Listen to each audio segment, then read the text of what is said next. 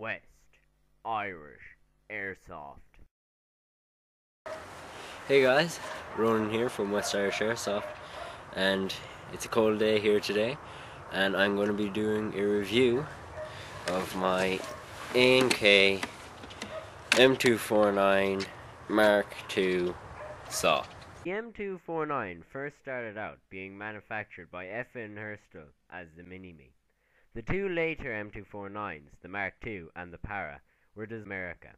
They were in service from 1984 until present. They were designed in 1976 and produced late 1970s until present. The M249 is belt-fed, or you can use Stanag mags. The weight of the M249 is empty and 10 kilograms loaded. It is also chambered in the 5.56 round. A&K did a very good job of reproducing the M249. This is a very sturdy built gun with only one complaint from my end, which I'll go over at the end of the external report. So, at first you have a very hard plastic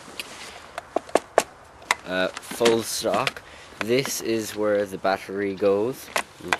So to put the battery in, you flip this up.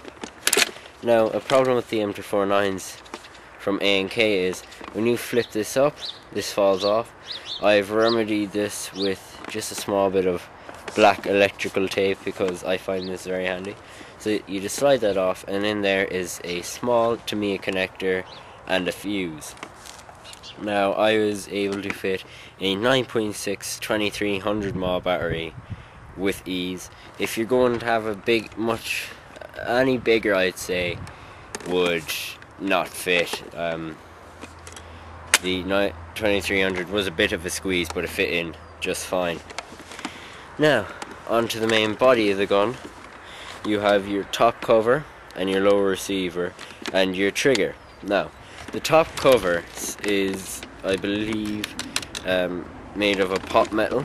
I will go over the full gun at the end with a magnet. Okay, so like the M249, two buttons here. If you push them in, it lifts up.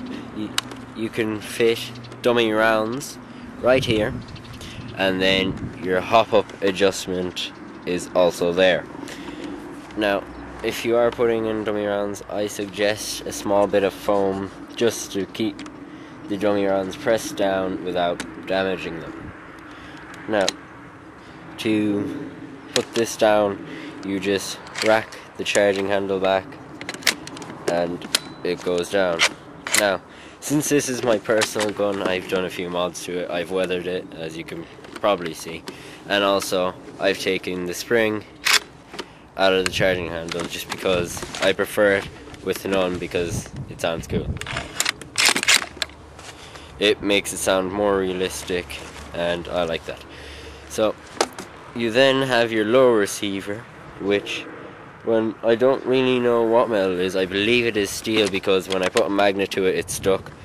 But this is a very sturdy, like I said, this gun will not break. It is a very sturdy gun. So then you have your trigger assembly, which if you pop out this pin sorry, if you pop out this pin and this pin, it comes fully away from the main receiver. And then you have your safety right here. It's just a push button, pushed in from the right. If it's pointing out on the right side, it's on safe. You cannot hear a click of the trigger, and if it's pushed in, you can hear the micro switch being activated. Now we then come to the sturdy carrying handle. It can easily accommodate the weight of the saw, which is 7 kilograms fully loaded, so I would not suggest this to a young player. Now, the handguard and heat shield is made of a very durable plastic, and the heat shield, if you push this out of the way, can easily just slide off if you kind of like the mini-me look. Now, and it can easily just be put back on. And if you deploy the bipod, the lower handguards comes off with ease. If you add the power version, that's where the battery will go. I'm not sure about the Mark 1. I'm pretty sure the Mark 1 goes inside the handguard too. Now, moving forward, this little hole is if you're wanting to mount this on a Humvee for whatever reason, it will go on with ease. This is steel, so it would not break. Then you have your bipod. Now, the problem I have with this bipod is the mount.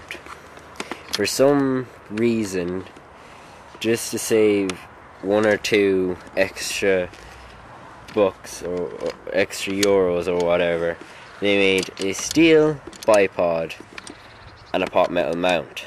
So if you go too hard on the when you're going up prone, it can just shake around. It is a terrible quality mount.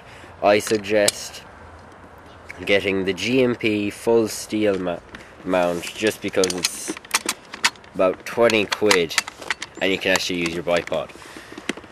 So a lot of people wonder what this does. This absolutely does nothing. I believe it's for a gas restrictor on the real one. I'm not too sure. Anyways, you have your front sight post. The thing I love about the M249 is its sights. It has a very nice sight. Now, you also have an extra outer barrel which can screw off to accommodate a 363 barrel. Stock a Mark II can fit a M16 inner barrel, which is 509mm, so you don't have to go buy custom Type or barrels for this. Now, onto the box mag. The box mag is a sturdy plastic which is OD green. Now, to load it, you flip it over to the other side, take off the cover and load BBs into the top portion here. And then you also just get 2 AA batteries, put negative to the top on the left and negative to the bottom on the right, and it will auto wind. And the box mag holds 2500 rounds. Now, at the bottom of the box mag is a little switch. This is for the box mag. It is sound control, off, or wind continually. You also have a little port here. I believe that's for putting in a pressure pad. I'm not too sure. I have to get that checked out, because if it is, I'm getting one. Anyway, one thing I recommend about the saw is get a good padded sling. This is about 4.5 inches thick, and it really disperses the weight, because you can't sugarcoat it. This is a heavy gun. Now, it has a quick detach barrel, and that is done by pressing this little switch here, and the barrel will slide off. So that is basically the externals of the A&K M249. As I said, externals are rock solid, and the only thing I hate about the gun is the mount, because it's terrible quality and you need tape on the butt pad to make it not slide off. Now also, I don't think it was designed like this, but if you push this to the side, which I cannot do because my hands are cold, lift that up, and the base plate will swing out. It does not hold the motor. You can fit AA batteries in there, so you have storage for batteries for the saw. Now also, to take off the box mag, there's a small little clip inside there, and then you push down on this button and it just slides out. Another great thing about the saw is it can accommodate M4 Stanag mags. This is a mag brand mid-cap. Fits in there no problems. I've also used SRC mid-caps in it, Lonex mid-caps, A&K high caps, D-Boys high caps, and a Lonex mag. All performed flawlessly. Now, there's not much I don't like about the externals. It's when we go internal that it goes downhill. Mainly because the hop-up unit. The hop-up unit stock does not work. It needs modification to get it to work. And I don't know why they did that. Also, the hop rubber is crap. The air nozzle is crap. If you replace the hop rubber, you must replace the air nozzle because it's a different design. I don't know why they bothered. It takes version 2 parts except the trigger switch. Everything else is version 2. The gears are high quality gears. They're full steel. Have to be shimmed obviously because they just don't do it right stock usually. It comes with a high torque motor, a polycarbonate piston which is of decent quality, a cylinder I believe is brass, cylinder head is brass as well I believe. No, the cylinder head is polycarbonate. Right now I have an SRC blue cylinder in it. It takes the full cylinder because it is an M16 length inner barrel. Now, conclusions. The A&K M249 costs roughly $300 to $400 US. Now, if you were a support gunner, would I recommend it? Yes, because the Classic Army is extremely expensive and extremely hard to get, and it is good for the money. Now, if you were an average airsofter, it mightn't be your style, but I'd say try it out because support gunning is completely different to using assault rifle. You can't just barge into a base with it. It's just too big, too heavy. But staying back, defending, suppressing fire, it's brilliant. It's just such a use. Now, you may ask, why not get an M4 with a box mag? Well, that's like asking, why not get an AK with an M4 stock, an M4 box mag, rails, and basically just ruining the look of an AK because it just doesn't look right. If you were using an M4 with a box mag as a sport gunner, fair enough, but it's a hobby.